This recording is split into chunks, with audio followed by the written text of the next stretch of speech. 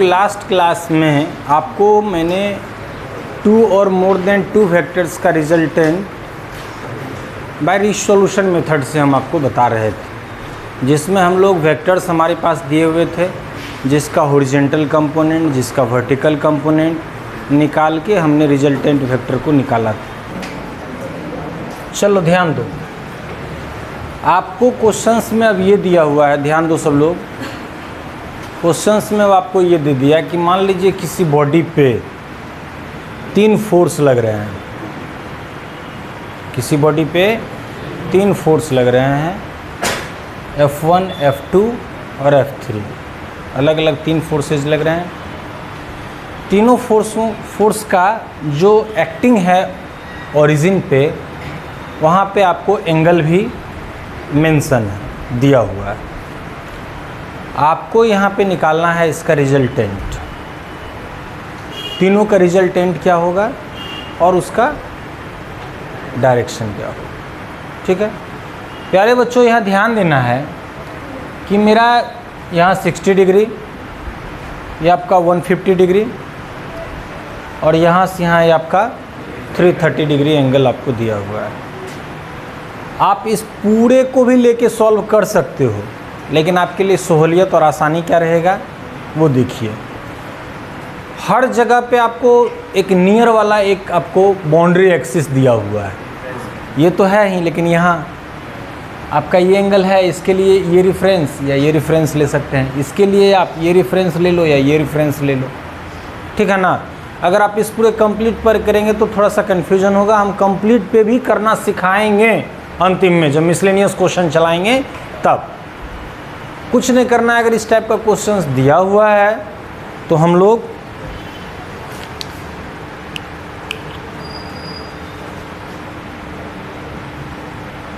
फिर से वेक्टर्स को ड्रॉ करेंगे। आ जाइए तो प्यारे बच्चों, ये आपका 6 न्यूटन 60 डिग्री, ठीक है। दूसरा आपका यहाँ पे ध्यान देना है 10 न्यूटन 60 डिग्री, चलेगा। और उसके बाद आपका ये भी आपका 60 डिग्री, ये आपका 8 न्यूटन, ये आपको आ गया। आपने तीनों वेक्टर को यहाँ पे अलग अलग जगह पे आपने प्लेस्ड कर दिया। अब इसका निकालिए रिसोल्यूशन। हम पहले इसका कंपोनेंट सॉल्व करेंगे। तो ध्यान देना है, मैंने आपको बताया कि जिसके साथ आपका एंगल बनता है उस लाइन पे आपका हॉरिजॉन्टल कंपोनेंट होता है। तो चलो यहाँ पे 6 न्यूटन है, तो यहाँ आपका आ जाएगा 6 cos 60 डिग्री, इधर से 60 होगा, यहाँ से 30 डिग्री होगा। ठीक है, चलो 6 cos 60, यहाँ पे आपका आ जाएगा, चलो अब यहाँ पे आपका ये 60 है तो आपका यहाँ आ जाएगा 10 और यहाँ हो जाएगा 10 sin। चलो फिर देखो यहाँ पे 30 डिग्री है तो क्या हो जाएगा 8 cos 30 और यहाँ पे हो जाएगा, समझ में आया। आप इसको रिसॉल्व कर लिए। अब कुछ नहीं करना, अब एक लाइन में हम लोग इसका रिजल्टेंट निकालेंगे आर वेक्टर इक्वल टू जब हम लोग निकालेंगे तो सबसे पहले मैंने क्या बोला कि आप आई कैप लिखेंगे, और आई कैप का जो आपका एक्स का पॉजिटिव पहले तो कितना है आपका 6 cos 60 plus 8 cos 30 minus 10 sin 60, ठीक है। फिर प्लस जे कैप, ठीक है। और जे कैप में आपका चलिए 10 cos 60 6 sin 60 और माइनस 8 sin 30, ठीक है। आप ये लिख लिए। अब आपको कुछ नहीं करना है, अब तो यहाँ के बस इतना अगर आप कर लिए तो इस क्वेश्चन का सॉल्यूशन हो गया, जो हमको सिखाना था। अब यहाँ के बाद आपको डिग्री का वैल्यू पुट करना है और रिजल्टेंट का डायरेक्शन निकालना है, तो उसका मॉडुलस निकालेंगे। मॉडुलस निकालना तो हमने सिखा ही दिया है। तो चलो अब यहाँ देखो, R vector equal to I cap cos 60 का वैल्यू 1/2 8 × 3/2 साइन 60 का वैल्यू भी आपका 3/2 प्लस जे कैप 10 इंटू कॉस 60 का वैल्यू 1/2 साइन 60 का वैल्यू और माइनस इसका 1/2 है ना। ये आपका 4 हो गया, ये आपका 3 हो गया, ये आपका 5 हो गया, ये भी 5 हो गया, ये 4 हो गया, ये आपका 3 हो गया। चलो अब आई 3 माइनस √3 आएगा, ये 3 ये 4√3 माइनस 5√3 तो 3 माइनस √3 प्लस जे कैप फिर लिखेंगे। अब देखो यहाँ पे 5 अब माइनस 4 1 अब प्लस 3√3 कोई दिक्कत। अब इसका हम लोगों को क्या निकालना है, मैग्नीट्यूड ऑफ रिजल्टेंट वेक्टर ना, कुछ नहीं करना है, √3 माइनस √3 का स्क्वायर अब प्लस 1 प्लस 3√3 का स्क्वायर, समझ गए। चलो तो यहाँ कितना आ जाएगा 9 plus 3 a square plus b square minus 2ab तो 6√3 आया ना। यहाँ पे फिर आपका 1 और इसका स्क्वायर तो 3 3 9 और 3 27 आप प्लस 6√3 ये कैंसिल ना बाबू रे। तो चलो यहाँ पे कितना आ गया, ये 12 और एक 13 और 27 40 हाँ या ना 2√10 न्यूटन आ गया। तो ये आपका रिजल्टेंट का आ गया। अब सर रिजल्टेंट का डायरेक्शन क्या होगा, तो रिजल्टेंट का जब डायरेक्शन हम लोग यहाँ पे 10 बीटा निकालेंगे तो आपका आई कैप के जे कैप के साथ कितना है 1 प्लस 3√3 इसमें डिवाइड कर देंगे जो आई कैप के साथ है तो 3 माइनस √3। अब इसका वैल्यू आप रेशनलाइज करके और इसको सिंप्लीफाई कर सकते हैं। तो चलिए यहाँ पे 1 से पहले मल्टीप्लाई करेंगे तो 3 फिर आपका यहाँ से प्लस √3 अब √3 से करेंगे तो कितना 9√3 और ये √3 तो आपका यहाँ 9 हो जाएगा 3 या √3 इंटू √3 आ जाएगा तो 3 3 और 9। अब चलो डिवाइडेड बाय आपका 3 का स्क्वायर और माइनस √3 का स्क्वायर। चलो आपका ये 9 और 3 कितना 12 और 10√3 यहाँ पे आपका 9 माइनस 3 तो 12 प्लस 10√3 डिवाइडेड बाय 6 तो यहाँ से आप इसको और कट कर सकते हो। तो आपका अगर 2 कॉमन ले लेंगे तो 6 प्लस 5√3/2 फाइनली आपका बीटा इक्वल टू बाय 3 तो बीटा इक्वल टू आपका आ जाएगा 10 इन्वर्स 6 प्लस 5√3/3 ये जो वैल्यू है आपको रिजल्टेंट का आ गया। अब ये कितना डिग्री का वैल्यू आया है तो ये हम सिर्फ साइंटिफिक कैलकुलेटर के हेल्प से ही निकाल सकते हैं। आप इतना आंसर लिख दोगे सफिशिएंट। चलो प्यारे बच्चों find the resultant of the given vector. हाँ डायरेक्शन भी मैग्नीट्यूड और डायरेक्शन दोनों जब भी कैलकुलेशन कीजिएगा वेक्टर वाला में तो मैग्नीट्यूड और डायरेक्शन जरूरी ही है। डायरेक्शन नहीं निकालिएगा तो इस चैप्टर में फिर सीख क्या रहे हैं, कुछ भी नहीं। हाँ दो ये एंगल हमारा 30 डिग्री ठीक है। तो जिसके साथ एंगल आपका बना मैंने बताया हॉरिजॉन्टल कंपोनेंट वही है, नहीं बताया। तो चलो यहाँ 5 cos 30 डिग्री ठीक है। अब जो इस हॉरिजॉन्टल कंपोनेंट पे परपेंडिकुलर होगा लेकिन कंपलसरी है कि 5 न्यूटन उसके रिजल्टेंट होने चाहिए ना, उसके मिड में होना चाहिए ना। तो आपका यहाँ से आ जाएगा ये 5 sin अरे हाँ या ना।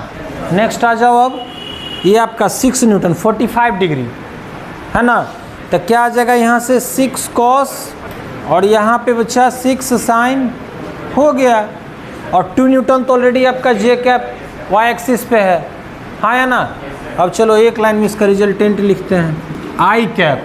अब ध्यान देना आई कैप में आपका 5 sin 30 पॉजिटिव है ना तो लिखेंगे 5 sin 30 पॉजिटिव में। निगेटिव में इसी में तुम देखो तुम्हारे पास क्या है 6 cos 40 तो माइनस 6 cos 45 फिर प्लस जे कैप बोले थे ना। अब जे कैप के पॉजिटिव में कितना है 5 cos 30 और निगेटिव में -2 और -6 sin 45 डिग्री चलेगा इतना ना, लिखो ना यहाँ पे रे। अब देखो, अब ये बताओ तुम कि साइन 30 डिग्री का वैल्यू 1/2, फिर -6। अरे ये पॉजिटिव में था तो पॉजिटिव लिखे हैं, ये नेगेटिव में है तो नेगेटिव लिखे हैं, ये पॉजिटिव में है तो पॉजिटिव, ये नेगेटिव है तो नेगेटिव। लिखना कहाँ है? आपका एक्स एक्सिस के लिए डायरेक्शन क्या दिए? आई कैप, वाई के लिए बाकी जो वैल्यू है मैग्नीट्यूड पॉजिटिव नेगेटिव वही लगाएंगे। चलो देखो यहाँ, तो 5 × 1/2 -6 cos 45 का वैल्यू 1/√2 प्लस जे कैप cos 30 का वैल्यू √3/2 -2 -6 और आपका sin 45 का वैल्यू 1/√2। इतना लिख लिया। अब देखो कितना सिंपल है, आई कैप 5/2 -6√2 जे कैप, देखो तो यहाँ 5√3/2 -2, हाँ या ना? चलो अब देखो तो हम लोग कैलकुलेशन करें इसका। चलिए ध्यान दीजिए यहाँ पे, आई कैप, अब ध्यान देना यहाँ 2√2 ले लें कॉमन, तो देखो तो 5√2 -12। चलो यहाँ जे कैप, अब देखो तो यहाँ पे कितना आ गया आपका 2√2, यहाँ भी एलसीएम आ जाएगा, तो 5√6 -4√2 और -6 2 और 12 बन गया। हाँ हो गया अब आपका। अब क्या करना है? कुछ नहीं, ये देखो इसका सॉल्व करना a - b के होल स्क्वायर पे अगर हम लोग इसका मॉडुलस निकालेंगे तो कर लेंगे, लेकिन यहाँ पे फिर तुमको थोड़ा सा दिमाग खर्च करना पड़ेगा। दिमाग तुमको ये खर्च करना पड़ जाएगा क्या, यहाँ पे ध्यान देना है कि 5√6 -4√2 -12 तीन को टर्म आ गया, तो छोड़ो ना ये सारा झंझट, डायरेक्ट इसमें √2 का वैल्यू ही पुट कर दो, डेसिमल में ही निकाल दो। यहाँ पे √6 का वैल्यू पुट कर सकते हो, यहाँ पे √2 का कर सकते हो, मल्टीप्लाई करके -12 को माइनस कर सकते हो ना, और यहाँ पे भी 2√2 का वैल्यू पुट कर सकते हो ना, यहाँ पे भी वैल्यू पुट कर सकते हो ना। डेसिमल में आई कैप प्लस डेसिमल में जे कैप। अब आर का हम लोग यहाँ से निकालना चाहेंगे मैग्नीट्यूड। सुनो यार, तो -1.74 का स्क्वायर प्लस -1.259 न्यूटन। डायरेक्शन निकालोगे 10 बीटा इक्वल टू, तो क्या बताएं हैं जे के साथ कितना है -1.92, अरे नहीं है, और यहाँ पे -1.74 हाँ, तो लगभग ये तुम्हारा 46-47 डिग्री के आसपास जाएगा, क्योंकि 1045 equal to how much 47.72 degree.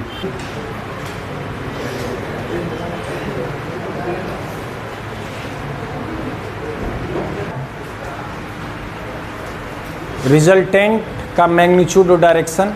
Physics के लिए बेसिक कैलकुलेशन ठीक कर लीजिए। जो आप लोग क्लास 8 तक जितना मैथ्स पढ़े हो ना, वो अपडेट होना चाहिए। Addition, subtraction, multiplication, divide, LCM, HCF, square root, cube root और फंडामेंटल फॉर्मूला। फिर फिजिक्स आपको आसान लगे। √80 बोले तो 4√5 न्यूटन आंसर होगा। देखो जो जैसे इसका रिजॉल्व करे तो इस लाइन पे आया तो यहाँ पे लिखेंगे, इसका रिजॉल्व करेंगे यहाँ पे आएगा तो यहाँ पे लिखेंगे, और यहाँ पे एरो लगा के हम इसके पास लिख देंगे तो फिर इसका मतलब हो जाएगा ना। चलो ऐसे भी देखना, दोनों वेक्टर के बीच में कितना डिग्री का एंगल है, तो क्या बोले हैं जब 90 रहेगा तो स्पेशल केस पढ़ाए थे, 8 का स्क्वायर और प्लस 4 का स्क्वायर, 10 बीटा तो क्या b साइन थीटा ना, तो 8 × साइन 90 अब बटा क्या a प्लस b, तो 4 प्लस cos 90, cos 90 की वैल्यू 0, हाँ या ना, तो ये टर्म 0, तो ये ऊपर में आपका साइन 90 की वैल्यू तो ये 8/4, तो 10 beta equal to 2, beta equal to 10 inverse 2, तो 10 इनवर्स 2, तो ये a के साथ एंगल बनेगा। तुम लोग अभी जो एंगल कंपोनेंट सॉल्व करके निकालोगे तो उसमें एंगल यहाँ से बन रहा है, ये जो एंगल बीटा निकाले हैं वो यहाँ से आपका √2 होगा।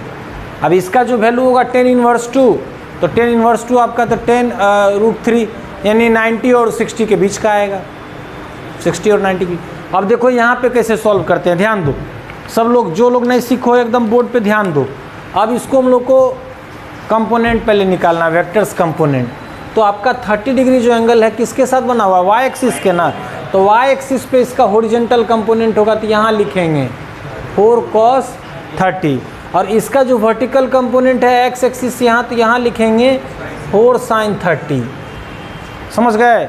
फिर चलो यहाँ पे 60 डिग्री बना रहा है ना, 8 न्यूटन है, तो यहाँ पे आपका क्या आएगा 6 cos 60 degree horizontal component, sorry 8 cos ना, और यहाँ पे आपका आ जाएगा 8 sin 60 डिग्री। ऐसे करके लिखेंगे। अब बाद में आप रिजल्टेंट वेक्टर लिखिएगा। तो स्टार्ट किया आई कैप से, आई कैप का पॉजिटिव में क्या है 4 sin 30, तो sin 30 का वैल्यू मैं डायरेक्ट 1/2 पुट कर दूं, कोई दिक्कत। चलो माइनस में आपका 8√3 हुआ ना, चलो प्लस आपका जे कैप। तो देखो जे कैप में आपका दोनों पॉजिटिव में ही है, निगेटिव में नहीं है।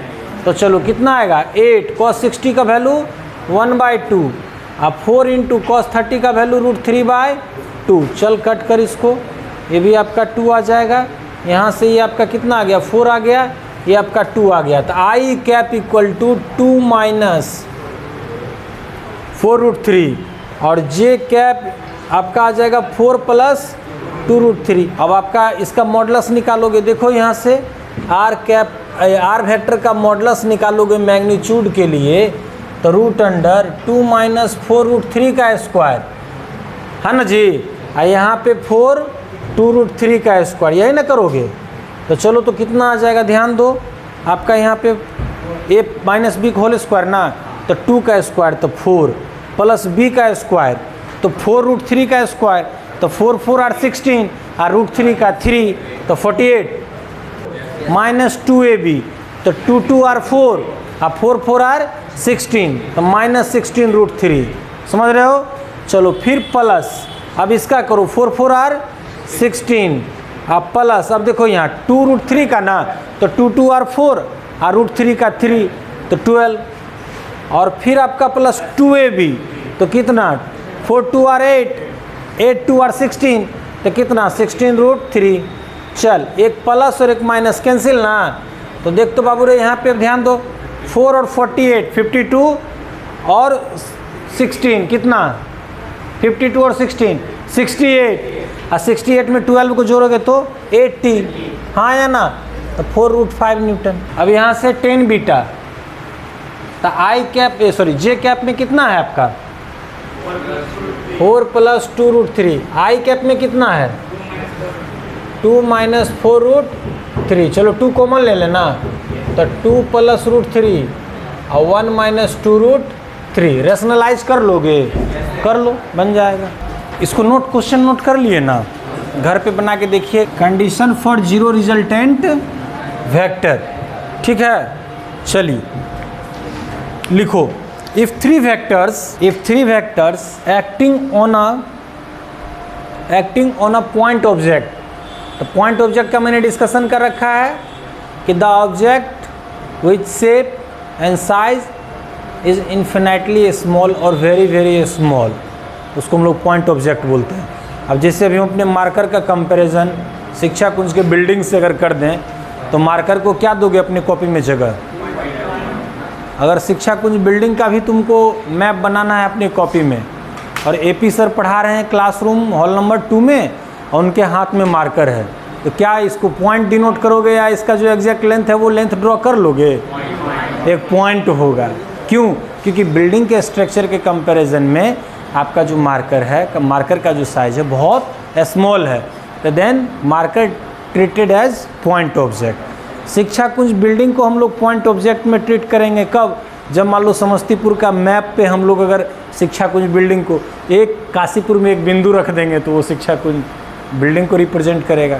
समस्तीपुर को इंडिया के मैप पे अगर हम लोग रिप्रेजेंट करेंगे, तो एक पॉइंट शेप की तरह ही इसका यूज करेंगे। समझ गए ना। तो फ्रेम ऑफ रेफरेंस के बारे में आपको ध्यान देना है। फ्रेम ऑफ रेफरेंस के बारे में मैंने पास्ट में भी डिस्कस किया है। फ्रेम ऑफ रेफरेंस के आधार पे ही हम लोग किसी ऑब्जेक्ट के स्ट्रक्चर शेप को डिफाइन कर सकते हैं। अब जैसे मान लीजिए किसी बॉडी को हम लोग रेस्ट में बोलते हैं, तो उसका फ्रेम ऑफ रेफरेंस क्या है, उसके अकॉर्डिंग हम उसको रेस्ट में बोलेंगे। हो सकता है कि दूसरे फ्रेम ऑफ रेफरेंस में बॉडी मोशन में। अब जैसे बस में दो फ्रेंड ट्रेवल कर रहा है, दोनों आमने सामने की सीट पे बैठा हुआ है, तो सामने वाले फ्रेंड इस फ्रेंड को कह रहा है तुम रेस्ट में हो, ये सामने वाला फ्रेंड इसको कह रहा है तुम रेस्ट में हो। लेकिन एक फ्रेंड जो बस स्टैंड में इन दोनों को ड्रॉप करने के लिए आया है, वो कह रहा है कि तुम दोनों मोशन में हो, हाँ या ना। तो जब बस स्टैंड में खड़ा जो फ्रेंड है वो देख रहा है कि मैं जिस बिजली के खंभा के पास खड़ा होकर मैंने इसको ड्रॉप किया, बैग इसके हाथ में दिया, वो तो मेरे पास में ही है, लेकिन बस मेरे पास में था, वो एवरी इंस्टेंट टाइम मेरे से दूर हो रहा है, तो यानी बस मोशन में है और बस में ऑलरेडी जो पैसेंजर्स हैं वो भी आपके मोशन में होंगे। लेकिन बस के फ्लोर के कंपैरिजन में, बस के विंडो के कंपैरिजन में, बस के अदर पैसेंजर के कंपैरिजन में दोनों फ्रेंड के बीच का जो पोजीशन है वो एवरी इंस्टेंट टाइम चेंज नहीं हो रहा है। तो जब हम बस के फ्लोर को फ्रेम ऑफ रेफरेंस लेंगे, जब बस के ही अदर पैसेंजर को फ्रेम ऑफ रेफरेंस लेंगे, तो वो दोनों फ्रेंड रियल में रेस्ट में है। लेकिन जब हम बस के आउटसाइड वाले किसी चीज़ को अगर फ्रेम ऑफ रेफरेंस ले लेंगे तो फिर वही मोशन में हो जाएगा। तो जो बॉडी रेस्ट में था वही मोशन में हो गया। तो फ्रेम ऑफ रेफरेंस, अब ये मार्कर का साइज़ बड़ा है, मार्कर का साइज़ बड़ा है as compare to the first finger of AP sir. ये मेरा पहला फिंगर है ना, लेफ्ट हैंड का फर्स्ट फिंगर के कंपैरिजन में तो ये बड़ा ना है, लेकिन मार्कर का साइज छोटा है ट्रेपॉइड के स्टैंड के कंपैरिजन में। अरे हाँ या ना, ट्रेपॉइड का स्टैंड का जो स्ट्रक्चर अभी बड़ा है मार्कर के कंपैरिजन में, ये छोटा है पिलर के हाइट में। तो जैसे जैसे हम फ्रेम ऑफ रेफरेंस को बदलेंगे तो बॉडी का स्ट्रक्चर, शेप और उसके कंडीशंस के भी बातें बदलते हैं। अब जैसे मान लो अब इंडिया में 42 डिग्री सेल्सियस टेम्परेचर अगर आपका एटमॉस्फेरिक हो गया तो यहाँ पे लोगों का हालत ख़राब होना चालू होता है, और गवर्नमेंट के द्वारा ही मतलब कि जो एकदम पूरा summer vacation, schools, college, coaching सबको मान लीजिए बंद कर दिया जाता है कि चलिए भाई बहुत ज़्यादा हीट स्ट्रोक और ओवर टेम्परेचर के कारण बच्चे बीमार ना पड़ जाएं, इसलिए उनको स्कूल ना। सऊदी अरबिया में जाओगे 52 डिग्री वहाँ का नॉर्मल है।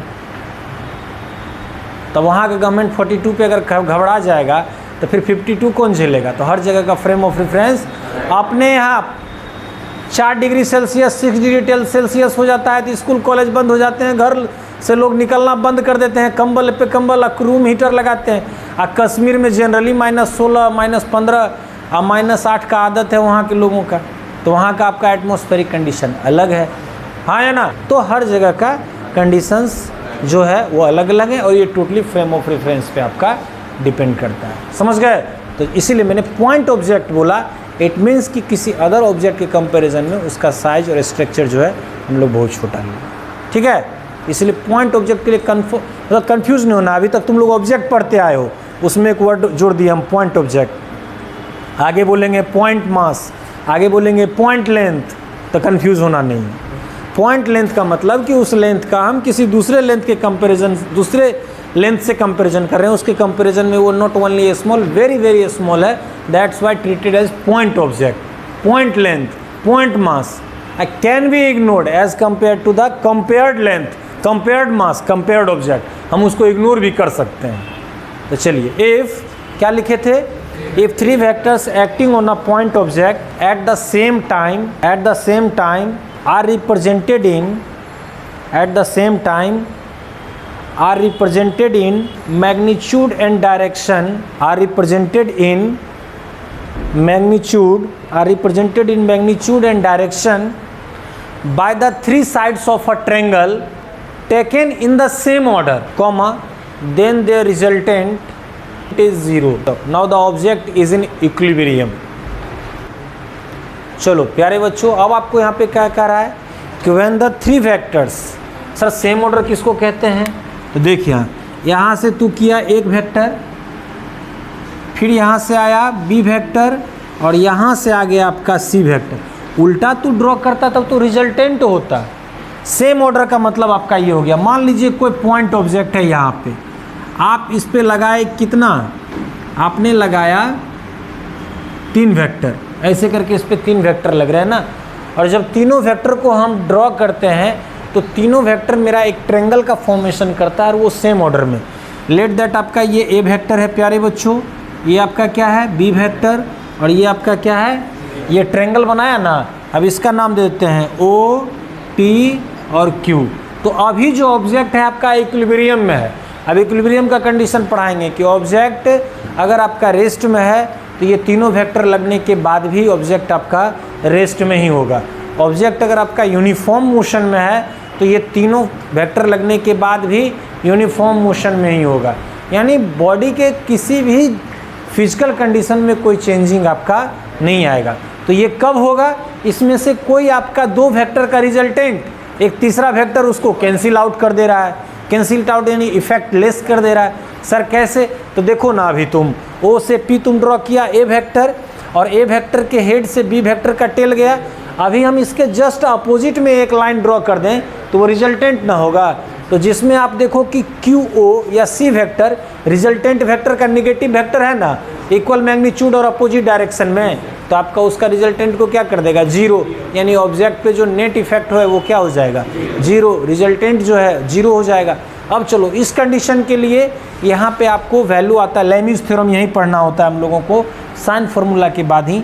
यहाँ देखो ये कह रहा है कि A vector by O P equal to B vector by P Q equal to C vector by Q O, ये आपस में क्या होंगे? बराबर होंगे। अब चलो मेरे प्यारे बच्चों, ये इस कंडीशन को फुलफिल। दूसरा देखो यहाँ पे ध्यान देना है, मान लो तुम इस एक लोग इसको इधर खींच रहे हो, दूसरा लोग इधर खींच रहे हो, तीसरा लोग इधर खींच रहे हो। आपने तीन फोर्स जो आप इस ऑब्जेक्ट पे तीन फोर्स लगा रहे हैं, तो फोर्स भी तो आपका वेक्टर क्वांटिटी है। अब देखो प्यारे बच्चों, अब इस आपका एक ऑब्जेक्ट है, इस पे आपने तीन वेक्टर्स को अलग अलग अपने डायरेक्शन में लगा दिया। ये प्यारे बच्चों ए वेक्टर है, ये आपका, और ये आपका ऑब्जेक्ट आपका इक्विलिब्रियम में है। इक्विलिब्रियम मतलब ऑब्जेक्ट में कोई भी मान लीजिए कि जो डिस्प्लेसमेंट, पोजीशन चेंजिंग या वेलोसिटी में चेंजिंग कुछ भी नहीं आ रहा है, ठीक है। अब हम क्या करते हैं कि इन दोनों के बीच के एंगल को हम मान लेते हैं अल्फ़ा। अरे सब सेंटर ऑफ मास पे ही ना इफेक्ट लगाएगा, बोले हैं ना कि किसी भी ऑब्जेक्ट पे जो फोर्स लगाते हैं वो इसके सेंटर ऑफ मास पे एक्ट करता है। तो चलो अल्फ़ा, इसको हम लोग मान लेते हैं बीटा, और इसको मान लेते हैं गामा, ठीक है। तो चलो तो अब इसको हम लोग फिर से यहाँ पे ड्रॉ करते हैं। ये आपका ए वेक्टर प्यारे बच्चों, ये और ये सी वेक्टर, बी वेक्टर और ए वेक्टर, ये एंगल आपका अल्फ़ा ना, और ये आपका बीटा। देखो तो यहाँ क्या कह रहा है आपका, इसको हम लोग वैल्यू कैसे कैलकुलेट करेंगे? साइन फार्मूला से कैसे इसको रिलेट करेंगे? Vector A by sine alpha, vector B और वेक्टर सी। समझ में आया? ये आपका किसी वेक्टर का आपका जीरो रिजल्टेंट होने का कंडीशन फुलफिल करता है, यानी जो आप इसमें ए लगाए हो, ए से जो एंगल नहीं बना उसका अगर आप साइन अल्फ़ा करते हो, इसका ratio B by sine beta और सी बाय साइन गामा, अगर तीनों रेशियो आपके बराबर हैं तो ये जीरो रिजल्टेंट को रिप्रेजेंट कर रहा है। यहाँ पे आपका O P by A vector by O P equal to B vector by P Q equal to C vector by Q O, अगर आपका इक्वल है तो ये भी आपका जीरो रिजल्टेंट को। अब सुनो तो, अब इसको हम लोग क्या करते हैं, ध्यान देना है, इसको हम लोग क्या करते हैं कि यहाँ पे कैलकुलेशन हम लोग ट्रायंगल लॉ पे लेके जाते हैं। तो देखो तो सबसे पहले यहाँ पे ए वेक्टर ड्रॉ करोगे। देखो यहाँ सीखने का चीज़ है, ए वेक्टर ड्रॉ किए। अब देखो इसका जो डायरेक्शन है तो वो हम ए वेक्टर के हेड से ड्रॉ कर सकते हैं, इसका जो डायरेक्शन है उसको हम लोग बी वेक्टर के ड्रॉ कर सकते हैं। देखो ना इरेगुलर ट्रायंगल बना दिया, देगा ये जीरो रिजल्टेंट, क्या देगा? और इसी को बोलते हैं हम लोग, दिस इज लेमीज थ्योरम। अभी नोट कराएंगे, है ना, इसको क्या बोलते हैं? Lami's theorem.